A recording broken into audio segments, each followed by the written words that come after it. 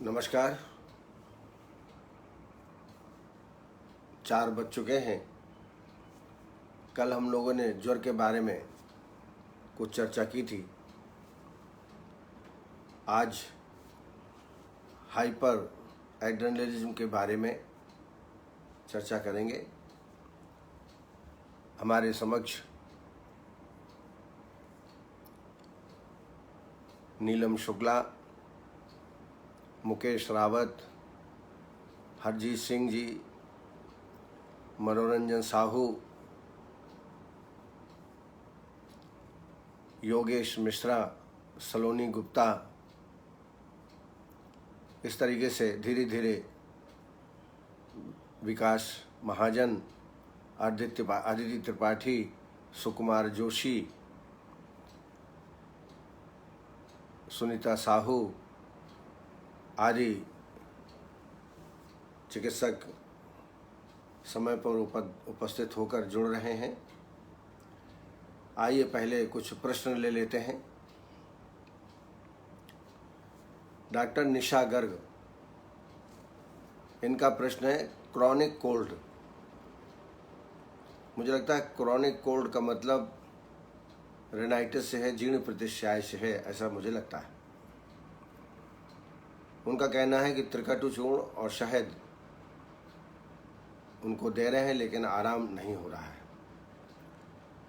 तो जब chronic cold हो जाए तो सिर्फ औषधियों से आराम नहीं होगा, आपको नस्यकर्म भी कराना पड़ेगा। दीपन पाचन है तो पहले त्रिकटु चूर्ण तो आप दे ही रहे हैं। त्रिकटु चूर्ण या पंचकोल चूर्ण 5 ग्राम दिन में 2 बार 5 दिन तक देवें। उसके बाद इसमें त्रिफला घृत से या त्रिउष्णाद घृत से आभ्यंतर स्नेहपान सम्यक स्नेह लक्षण प्राप्त होने तक करें। प्रथम दिन 30 ml 60 ml ऐसा बढ़ाते हुए जब तक सम्यक स्नेह के लक्षण न प्राप्त हो तब तक आभ्यंतर स्नेहपान दें। यह कंडीशन 6 दिन 7 दिन 5 दिन तक भी हो सकती है। सस्नेह मल प्रवृत्ति और शिथिल मल प्रवृत्ति होने लगे तब समझिए आभ्यंतर स्नेहपान कंप्लीट हुआ।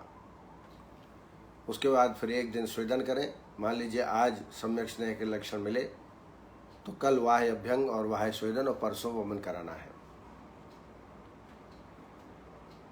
कल का मतलब है कल प्रातः, कल सायं और परसों सुबह, अर्थात 3 अन्न काल तक वाह्य अभ्यंग और वाह्य स्वेदन पेशेंट में कराना है। वमन के 1 दिन पहले 2 तैयारियां करना है, रोगी से संबंधित और दूसरा औषधि से संबंधित। रोगी से संबंधित कल शाम को 7 बजे यानी वमन के 1 दिन पहले रात्रि में 7 बजे आकंठ कफवर्धक कृष्णा का सेवन करें। कफवर्धक कृष्णा में उड़द दाल 30 ग्राम, चावल 30 ग्राम और इसमें गुड़ 20 ग्राम, सेंधव नमक, शुद्ध घी 20 ग्राम डाल करके बढ़िया खिचड़ी बना लें। और इस खिचड़ी को 300 ग्राम 400 ग्राम दही ला करके उसमें मिला करके आकंठ पान वमन के 1 दिन पहले कर दें, जिससे कफ की वृद्धि अधिक मात्रा में हो ताकि वमन हमारा ठीक ढंग से हो और प्रकोपित कफ, दूषित कफ पूर्णतः बाहर निकल जाए।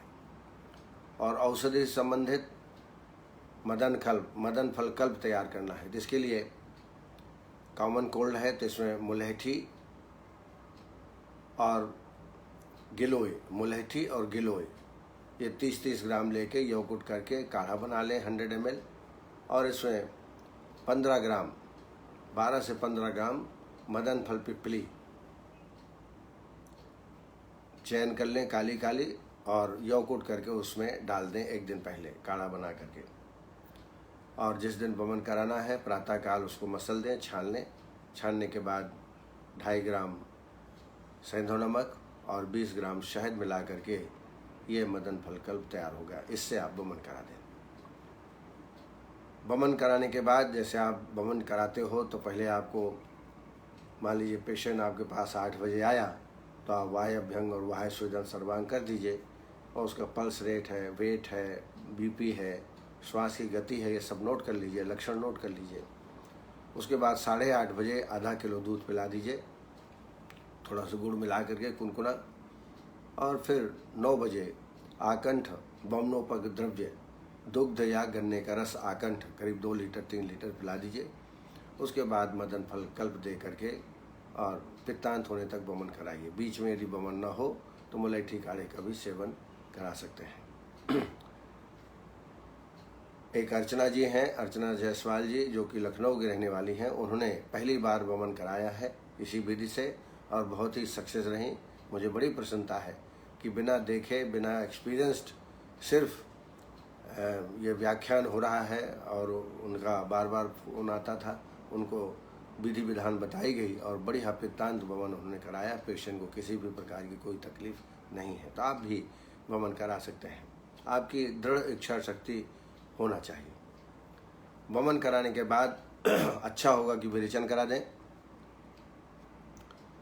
3 दिन बाह्य अभ्यंग और बाह्य स्वेदन कराना है। 3 दिन अभ्यंतर स्नेहपान बढ़ी हुई मात्रा में, 9वें 10वें 11वें दिन 100 ml 150 ml 200 ml और 12वें 13वें 14वें दिन बाह्य अभ्यंग और बाह्य स्वेदन देवें और ऐसा आहार विहार देवें जो कफ और पित्तवर्धक न हो। और 15वें दिन विरेचन करा दें। वमन विरेचन करने के पश्चात फिर आपको नस्य कर्म कराना है। ऐसे पेशेंट में नस्य कर्म के लिए मैंने बताया था धमापन या अवपीड़न कराना चाहिए। मुख्य नस्य इसमें शिग्रु, वचा और विडंग ये बराबर मात्रा में लेकर बारीक चूर्ण करके तैयार करके रखें। चूर्ण 2 चम्मच लेकर के थोड़ा सा पानी मिला के एक दिन पहले, नस्य के एक दिन पहले भिगो के रख दें और जिस दिन नस्य देना है प्रातःकाल मसल कर अच्छी तरह छान लें। इसकी मात्रा 6 से 8 बूंद। 2 दिन स्नेह नस्य देना है वचा तेल से या अणु तेल से 4 बूंद और प्रत्येक तीसरे दिन अवपीड़न नस्य देना। ऐसा 21 दिन का कोर्स करें। आप देखेंगे जो क्रॉनिक कोल्ड है वो बिल्कुल ठीक हो जाएगा। औषधियों में स्वर्ण बसंत मालती रस 60 मिलीग्राम, महालक्ष्मी विलास रस 60 मिलीग्राम और अभ्रक भस्म 125 मिलीग्राम। ये दिन में 2 बार या 3 बार च्यवनप्राश या ब्राह्मी अवलेह के साथ इसका सेवन कराएं। एलर्जिक टाइप का लग रहा हो तो गंधक आप जो है आर्टिप्लेक्स कैप्सूल का भी सेवन कर सकते हैं। नहीं तो हरिद्राखंड 1 चम्मच सुबह शाम को दिन में 2 बार दें। ये औषधि और प्रक्रिया करने से आपका जीर्ण जो कोल्ड है, क्रॉनिक कोल्ड है या प्रतिश्याय है या राइनाइटिस कह सकते हैं या पीनस कह सकते हैं, उसमें 100% रोगी को आराम प्राप्त होगा। डॉक्टर बलविंदर सिंह 21 ईयर का कोई पेशेंट है, फीमेल है, मेंसेस बंद हो गई हैं। निश्चित है हार्मोनल डिस्टर्बेंस से ये हुआ है। तो इसमें पूरा पंचकर्म जैसा मैंने अभी बताया, यहाँ पंचतिक्त घृत से आप अभ्यंतर स्नेहपान कराएं। बाकी सब जो विधि मैंने बताई वो सब करें, वमन और विरेचन करें। विरेचन करने के बाद इसमें लेखन बस्ती का सेवन करें। लेखन बस्ती और लेखन बस्ती के अंतर्गत त्रिफला, नागरमोथा, सुंठी, गिलोय और विडंग, ये सब 40-40 ग्राम लेकर के यौकुट कर लीजिए। 1200 ml पानी डाल करके पकाइए 300 ml शेष रहने तक और फिर छान लीजिए। और इसमें 50 ml गोमूत्र, 50 ml शहद और 5 ग्राम सेंधव और यवक क्षार 10 ग्राम मिला के विधिवत बस्ती 16 बस्ती कम से कम काल बस्ती क्रम से देवें। आवश्यकता पड़ने पर सेंधवादी तेल की अनुवासन बस्ती आप पेशेंट में दे सकते हैं। इसके देने से निश्चित रूप से एमसी चालू हो जाएगा। रजा प्रवर्तनी बटी 2-2 गोली दिन में 3 बार सेवन करें। एलोवेरा जूस 1 चम्मच सुबह और 1 चम्मच शाम को, यह भी पेशेंट में सेवन कराएं। इसके अलावा कुमारी आसो 2 चम्मच, अभयारिष्ट 2 चम्मच, 4 चम्मच पानी भोजन के बाद दोनों टाइम सेवन कराएं। और लास्ट में यदि अब नहीं होता है देन उत्तर बस्ती देवें। उत्तर बस्ती में 10 मूल तेल की अनुवासन बस्ती देवें, लगभग 20 ml से 30 ml तक। और बीच बीच में काढ़े की बस्ती भी देवें। और इसमें काढ़े की बस्ती में कुटज और गंभारी, कुटज और गंभारी का काढ़ा बना के निरूह बस्ती के रूप में उत्तर बस्ती दें। निश्चित रूप से एमसी प्रारंभ हो जाएगा। रजनीश शर्मा जी ने प्रश्न किया है, गर्भ स्थापन कैसे कर सकते हैं? मैंने शायद बताया है पिछले लेक्चर में, लेकिन फिर से सुन लीजिए। अगर पुरुष का सीमेन ठीक है, मोटेलिटी वगैरह सब ठीक है, संख्या भी ठीक है, और जो लेडीज़ पेशेंट है वह भी नॉर्मल है, पीसीओडी नहीं है, ओवरी में सिस्ट नहीं है, नॉर्मल एमसी हो रहा है, फिर भी यदि गर्भधारण नहीं होता है तो यह औषधि का सेवन आप करें। निश्चित रूप से आपको आराम प्राप्त होगा। इसमें 5 पत्ते कोमल 5 पत्ते पीपल के ले लें, 6 इंच लंबी स्टेम गिलोय की ले लें ताजी, और वट शुंग 5 से 7 नग, और वट की जो लताएं होती हैं, लता बोलते हैं उनको, अग्रिम भाग श्वेत वर्ण का होता है, 5-6 नग वो भी तोड़ लें। ये 4 चीज़ों का पानी के साथ अच्छी तरह पीसें, बारीक पीस लें। बारीक पीसने के बाद गरम कुनकुने पानी में इसको घोल लें और इसको चाहे तो छान लें, और फिर इसमें दक्षिण नासा से सूंघें, फिर बाएं नासा से सूंघें 3-3 बार सूर्योदय के पहले। और जो ऋतुकाल है उस अवस्था में इस औषधि का प्रातःकाल सूर्योदय के पहले सेवन कराएं पेशेंट में। ऋतुकाल मीन्स चौथे दिन से 16वें दिन तक ये ऋतुकाल कहलाता है। इस अवस्था में इस औषधि का सेवन करिए। जो मैंने बताया वो 1 डोज है, ऐसा लगातार 16 दिन सेवन कराएं। आशा है इसमें स्थापन हो जाएगा। अन्यथा दूसरा साइकिल भी आप 3 साइकिल जरूर करना चाहिए। 3 साइकिल में गर्भ स्थापना हो जाती है यदि स्पर्म की मोटेलिटी ठीक है, संख्या ठीक है तो।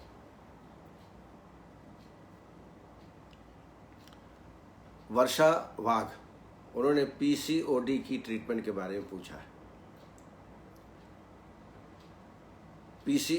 पीसीओडी भी एक बहुत ही कॉमन व्याधि आजकल लेडीज़ में पाई जाती है। इसका भी कहीं ना कहीं संबंध हार्मोनल इम्बैलेंस से होता है, और इसकी वजह से इनफर्टिलिटी भी पेशेंट में पाई जाती है, और कई प्रकार के सिम्टम भी पीसीओडी में मिलते हैं। इसमें भी आपको पंचकर्म कराना पड़ेगा। तो सबसे पहले पंचघृत से आभ्यंतर स्नेहपान करिए सम्यक स्नेह लक्षण प्राप्त होने तक। उसके बाद 1 दिन स्वेदन करके फिर वमन करा दीजिए। वमन कराने के बाद संसर्जन क्रम, और वमन के 15वें दिन विरेचन करा दीजिए। विरेचन के लिए मैंने औषधि बताई, वमन के लिए भी बताई। विरेचन में कुटकी, अमलता सुगुदा, त्रिव्रत और छोटी हरण, इनको 20-20 ग्राम लेके यवकुट करके काढ़ा बना लें, और इस काढ़े में 40 ml कैस्टर ऑयल मिला दें। क्रूर कोष्ठी हो तो 125 मिलीग्राम इच्छा विधि रस भी इस काढ़े में मिला दें, और इसका पान करा दें खाली पेट में। आप देखेंगे कि आधा घंटे पौन घंटे बाद मोशन चालू हो जाएगा। पित्तांतम वमनम श्रेष्ठम कफांतम च विरेक माहु, वमन पित्तांत और विरेचन कफांत होने तक विरेचन कराना चाहिए। वमन विरेचन करने के पश्चात इसमें लेखन वस्ती आप दें। लेखन वस्ती में मैंने अभी बताया, उसमें त्रिफला, नागरमोथा, सुंठी, गिलोय और विडंग, इनको 40-40 ग्राम ले करके यवकुट करके काढ़ा बना लें 300 ml, और इसमें 50 ml गोमूत्र और शहद 50 ml, सेंधो 5 ग्राम, यवक क्षार 10 ग्राम मिला के बस्ती विधिवत आप काल बस्ती क्रम लगभग 16 बस्तियों का कोर्स जरूर करें।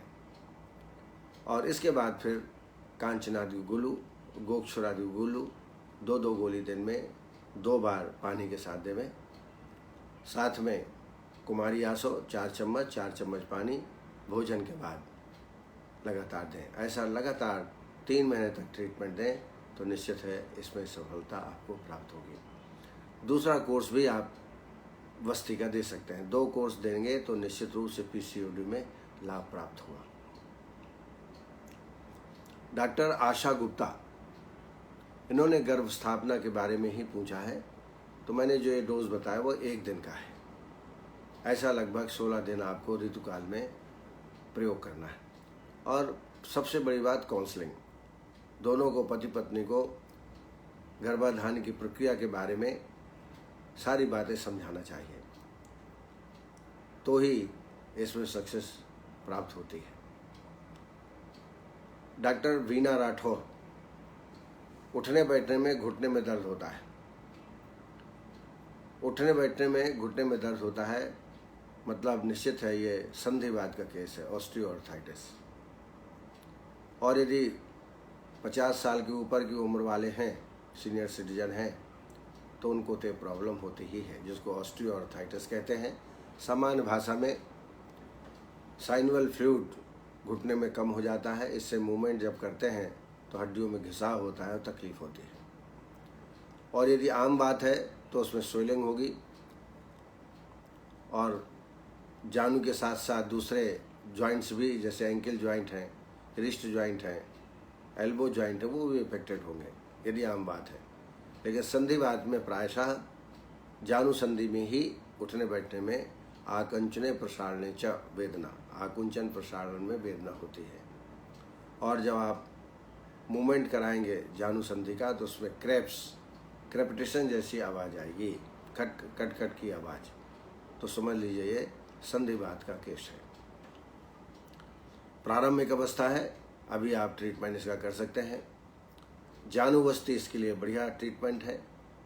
जानुवस्ती, जानू प्रदेश में 2 अंगल ऊंचा एक उड़द दाल का टैंक बनाते हैं और उसमें सहचर तेल, महामास तेल, अश्वगंधा बला तेल आदि इनमें से कोई भी तेल को भरते हैं 1 अंगुल तक और बार बार थोड़ा थोड़ा गर्म करते रहते हैं ताकि उसमें टेम्परेचर उष्ण बना रहे।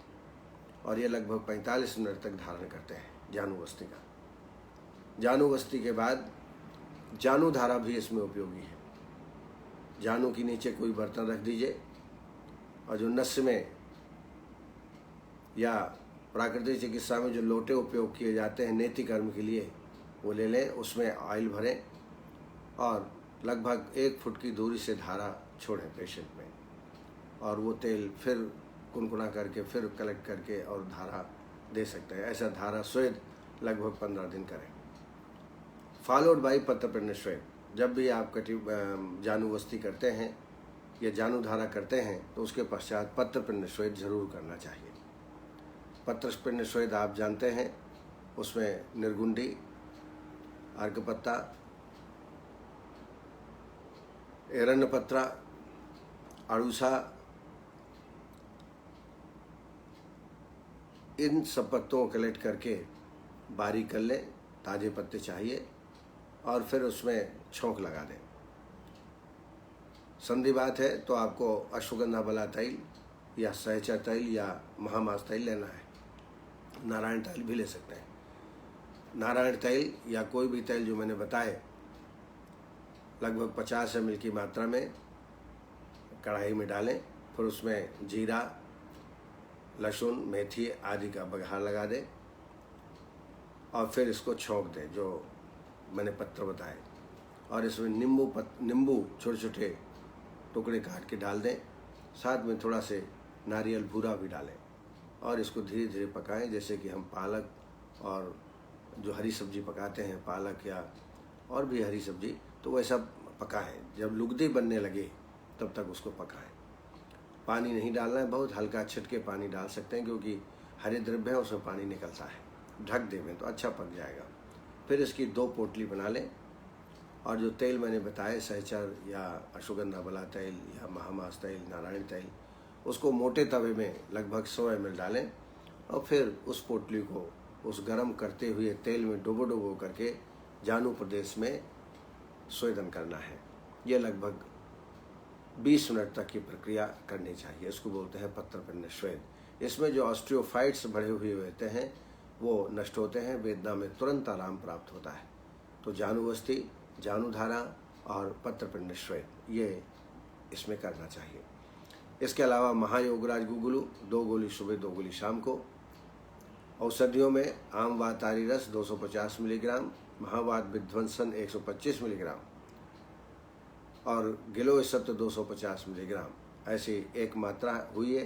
दिन में 2-3 मात्रा शहद के साथ सेवन आप कराएं। इसके अलावा ये जो पत्रपिंड स्वेद वगैरह कराते हैं वो तो मॉर्निंग में एक बार कराएंगे या शाम को कराएंगे। बाकी 2-3 समय आप तेल का ऐसे ही अभ्यंग करें। अपने हाथों से जानू प्रदेश में वर्तुलाकार सर्कुलर मैनर में अभ्यंग करें। इससे भी रोगी को आराम प्राप्त होता है। ऑस्टियोआर्थराइटिस के लिए एक योग मैं हमेशा देता हूँ। उसमें 100 ग्राम अश्वगंधा, 50 ग्राम शुंठी चूर्ण और 25 ग्राम पिपली चूर्ण।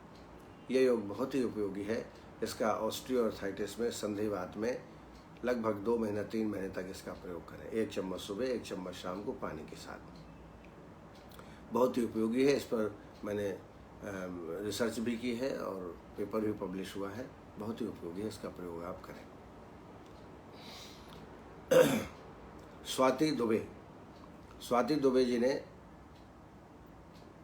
कोई शूल में यदि अग्निकर्म नहीं कर पाते हैं तो क्या करें। अब वो मैं शूल समझ नहीं पा रहा हूँ कौन सा शूल है, लेकिन यदि एड़ी में शूल है, क्योंकि ज़्यादातर अग्निकर्म वहीं करते हैं।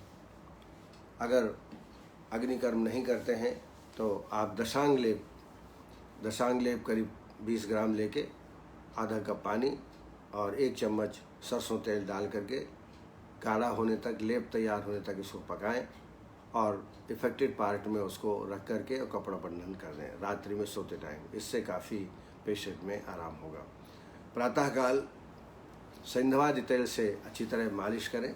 मालिश करने के बाद आधा बाल्टी पानी गरम, इतना गरम हो कि उसमें हम पैर डाल सकें और उसमें 2 चम्मच नमक डाल दें। उसके बाद दोनों पैरों को, जिस पैर में दर्द हो रहा है उसको डुबो करके और हल्की हल्की मालिश वहाँ करें। इससे भी पेशेंट को बहुत आराम प्राप्त होगा। इसके अलावा सिंहनाथ गुगुलू और महायोगराज गुगुलू 2 गोली दिन में 2 बार दें। महारासनादि क्वाथ 20 ml और 10 ml एरंड तैल, इसको मिला करके भोजन के 1 घंटे बाद दोनों टाइम सेवन कराएं। पेशेंट में कॉन्स्टिपेशन न हो, इसका विशेष ध्यान रखें। ये ट्रीटमेंट आप लगातार करेंगे तो निश्चित रूप से पेशेंट में आराम प्राप्त होगा। अग्निकर्म करने की आवश्यकता नहीं है। डॉक्टर विजय सैनी एरंड भ्रष्ट हरितकी देने पर क्रैम्स हो सकता है शुरू में, क्योंकि उसमें एरंड तेल डाला हुआ है और हरितकी है, तो कई बार जो मल चिपका हुआ मल है वो उसको निकालता है ये योग, और उससे क्रैम्स या मरोड़ हो सकता है। लेकिन सामान्यतः एरंड भ्रष्ट हरितकी में मरोड़ नहीं होता। मरोड़ होता है जिसमें कुटकी पड़ी होती है। कुटकी क्या है, भेदन करके दोषों को निकालती है। तो कुटकी जहाँ पड़ी है वहाँ क्रैम्स होते हैं। लेकिन जहाँ हरितकी दे रहे हैं वो भी एरंड भ्रष्ट हरितकी, जबकि एरंड जो होता है वो एक तरीके से लग्जेटिव होता है, वो मल को फुला करके बाहर निकालता है, तो इसलिए उसमें क्रैम्स होने की संभावना नहीं रहती है। और अगर कभी हो भी तो वो प्रारंभ में 1-2 दिन में होगा, दूसरे तीसरे दिन अपने आप ही वो शांत हो जाएगा। इसमें दवा देने की आवश्यकता नहीं है। तो ये मेरे पास प्रश्न आए थे जिनका मैंने उत्तर दिया। आशा है आप सेटिस्फाइड होंगे। हमारे साथ हमारे प्रिय चिकित्सक ज्ञान पिपासु doctor Raju Pujari, doctor Naresh Dhand ji, doctor Ashwini Kumar Sahu ji, doctor Nitesh Bhardwaj ji, doctor Vikesh Mahajan ji, doctor Lokesh Sharma ji, doctor Rekha Verma, doctor Vikas Vishwakarma, doctor Sanjay ji, वरिष्ठ चिकित्सक doctor Vandana Pathak ji, doctor Sonal Patel ji, doctor Balwinder Singh, doctor Usha Tabhani, doctor Anil Pandey, doctor Rajneesh Sharma ji, doctor Manoranjan Sahu ji, doctor Jyotibala Damor ji, doctor Dharmendra Mishra, doctor RV Prajapati प्रसिद्ध चिकित्सक पंचकर्म के, doctor RA Vishwakarma, doctor Paresh Manya जी, डॉक्टर अदिति त्रिपाठी, ये भी प्रारंभ से जुड़ी हुई हैं, महेंद्र चतुर्वेदी जी हमारे बड़े वरिष्ठ चिकित्सक बॉम्बे के, डॉक्टर सुनील कुमार, डॉक्टर सलोनी Gupta, doctor Arun Sharma ji, Pankaj Shukla, Shailendra Thakur ji, doctor KN Gangwar, Mahendra कौशल जी, डॉक्टर शिल्पा पालस्कर जी, डॉक्टर मनीष खरे जी, राजकुमार परिहार जी, सुधावर शर्मा जी, विनीता जी, विनय मित्तल जी, ये सब हमारे चिकित्सक, प्रिय चिकित्सक कार्यक्रम से जुड़े हैं। आप सबको मेरी ओर से सादर नमस्कार। आइए अब आज हम एड्रिनल ग्लैंड, जिसको सुप्रारीनल ग्लैंड, इस सुप्रारीनल ग्लैंड भी इसको कहते हैं क्योंकि ये किडनी के ऊपर रहती है, टोपी के आकार की, इसलिए इसको सुप्रारीनल ग्लैंड कहा जाता है या एड्रिनल ग्लैंड। तो आज हम थोड़ा सा एड्रिनल ग्लैंड के बारे में चर्चा करते हुए हाइपर एड्रिनलिज्म के बारे में बात करेंगे। एड्रिनल ग्लैंड संख्या में 2 होती हैं, जो कि किडनी के ऊपर स्थित रहती हैं। प्रत्येक एड्रिनल ग्लैंड का भार लगभग 4 ग्राम होता है। इसके 2 भाग होते हैं, कॉर्टेक्स और मेडुला। कॉर्टेक्स माने बाह्य भाग और मेडुला मीन्स अंतः भाग। ये समझ लीजिए, बहुत ही इम्पॉर्टेंट ये ग्लैंड है एड्रिनल ग्लैंड, जिसको मैंने बताया सुप्रारीनल ग्लैंड भी कहते हैं। कॉर्टेक्स से यानी एड्रिनल ग्लैंड के कॉर्टेक्स से मिनरेलो कॉर्टिकॉइड हार्मोन का स्राव होता है। फिर से बोलता हूँ, मिनरेलो कॉर्टिकॉइड हार्मोन का स्राव होता है। यह लवण एवं जल की आवश्यकता को नियंत्रित करता है। इसका कार्य है जल और लवण को नियंत्रित करना। किस हार्मोन का? मिनरेलो कॉर्टिकॉइड हार्मोन। दूसरा हार्मोन कॉर्टेक्स से निकलता है, वह है स्टेरॉइड। स्टेरॉइड को भी स्रावित करता है।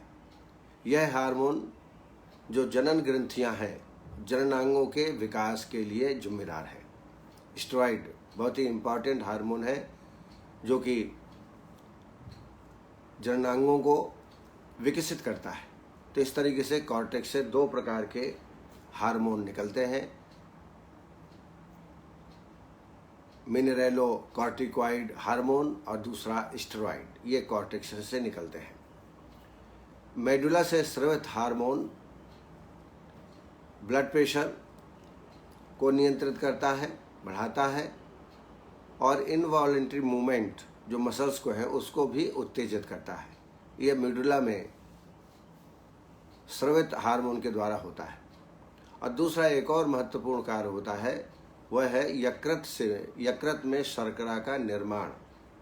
इसमें भी बहुत ही सहायक होता है। और तीसरा प्रमुख कारण है कि इमरजेंसी कंडीशन में शरीर को तैयार करता है।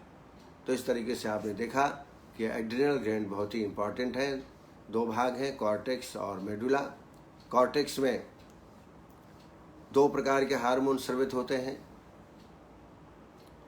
मिनरेलो कॉर्टिकॉइड हार्मोन जो कि लवण और जल को नियंत्रित करता है, और दूसरा हार्मोन स्टेरॉइड जो कि प्रजननांगों को, जो प्रजनन से संबंधित अंग हैं, उनको विकास के लिए जिम्मेदार है।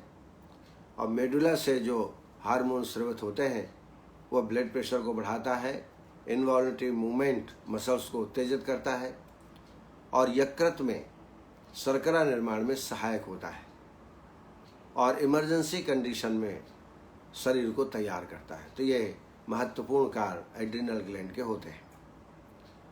अब आइए हाइपर एड्रिनलिज्म के बारे में समझते हैं। जब स्राव अधिक मात्रा में एड्रिनल ग्लैंड से निकलने लगता है तो उसको बोलते हैं हाइपर एड्रिनलिज्म। इसमें 3 व्याधियों को उत्पन्न करता है। जब ज़्यादा मात्रा में स्राव निकलता है एड्रिनल से। पहला है कशिंग सिंड्रोम या कुशिंग सिंड्रोम भी कह सकते हैं, दूसरा है कॉन्स सिंड्रोम और तीसरा है एड्रिनोजेनाइटल सिंड्रोम। फिर से रिपीट करता हूँ, 3 प्रकार की व्याधियाँ हाइपर एड्रेनलिज्म के द्वारा होता है। स्राव अधिक मात्रा में उत्पन्न होने के कारण कशिंग सिंड्रोम, कॉन्स सिंड्रोम और एड्रिनोजेनाइटल सिंड्रोम, ये 3 प्रकार की व्याधियाँ उत्पन्न होती हैं। आज हम चर्चा करेंगे कशिंग सिंड्रोम।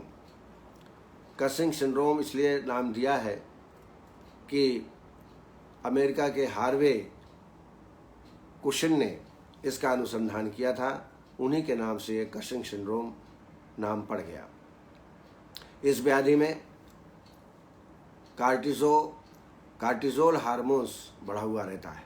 ध्यान रखिए, कशिंग सिंड्रोम में कार्टिसोल हार्मोन बढ़ जाता है और इस प्रकार 4 प्रकार के इसके कारण कशिंग सिंड्रोम के हो सकते हैं। कारण भेद से 4 प्रकार का हो सकता है। पहला है पिट्यूटरी कशिंग सिंड्रोम।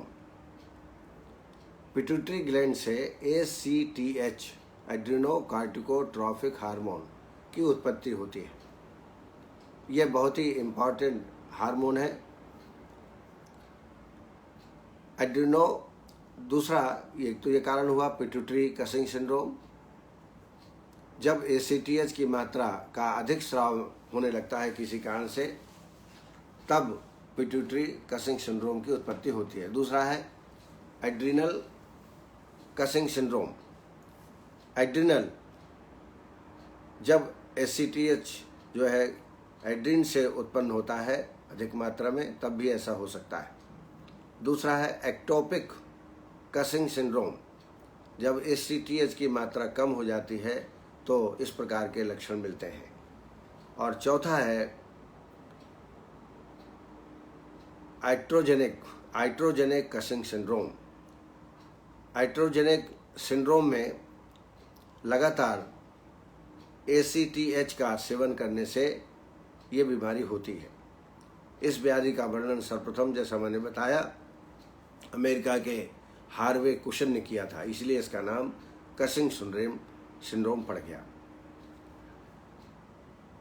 लक्षण देखें तो लगभग 20 से 40 वर्ष आयु के व्यक्तियों में यह रोग उत्पन्न होता है। स्त्रियों में यह व्याधि 3 गुना उत्पन्न होती है, यानी स्त्रियों की संख्या इस व्याधि से ज़्यादा ग्रसित होती है, जिसको कशिंग सिंड्रोम बताते हैं। इसमें यह ध्यान रखिए कि ACTH की मात्रा जो पिट्यूटरी ग्लैंड से हार्मोन उत्पन्न होता है उसकी अधिकता के कारण अधिकता होती है, तब जो एड्रिनल ग्लैंड से स्राव होने वाले हार्मोन्स हैं उनकी मात्रा बढ़ जाती है, इसीलिए इसको हाइपर एड्रिनलिज्म कहा जाता है। इसके अलावा स्त्रियों में 3 गुना मैंने बताया, और धीरे धीरे मेदो रोग की उत्पत्ति हो जाती है। स्थौल्य, मोटापा, हाथ पैर पतले हो जाते हैं, कंधे के नीचे एवं पार्श्व भाग में वसा का संचय हो जाता है, फैट का संचय हो जाता है, वे स्थूल हो जाते हैं, मोटे हो जाते हैं, चेहरा गोलाकार हो जाता है, और जो मेंसेस है, रजोधर्म है, वो अनियमित हो जाता है। बैकएक, पीठ में दर्द, वीकनेस ऑफ मसल्स और हाइपरटेंशन, ब्लड प्रेशर भी ऐसे पेशेंट में बढ़ जाता है। स्किन में घाव हो जाते हैं, वुंड्स इन स्किन। एब्डोमेन एवं थाई में रेखाओं की उत्पत्ति हो जाती है। इसके अलावा ऑस्टियोपोरोसिस, अस्थिक्षय रोगी में हो जाता है। इसकी वजह से जानु प्रदेश में वेदना होती है चलने में, ऑस्टियोपोरोसिस में। डायबिटीज मेलाइटिस की उत्पत्ति भी इस व्याधि में हो सकती है। इसके अलावा इंसोम्निया, नींद न आना, डिप्रेशन, अवसाद की अवस्था, देन साइकोसिस, उन्माद, कन्फ्यूजन, पेशेंट कंफ्यूज रहता है कि क्या अच्छा है, क्या बुरा है, क्या करना है, क्या नहीं करना है, तो ये लक्षण रोगी में प्राप्त होते हैं। स्त्रियों में एमेनोरिया और इनफर्टिलिटी। अब आप देखिए इनफर्टिलिटी के कितने कारण हैं। ऐसी अवस्था में कोई भी इनफर्टिलिटी का केस आता है तो सारे जो हार्मोन्स हैं उनका टेस्ट कराना चाहिए,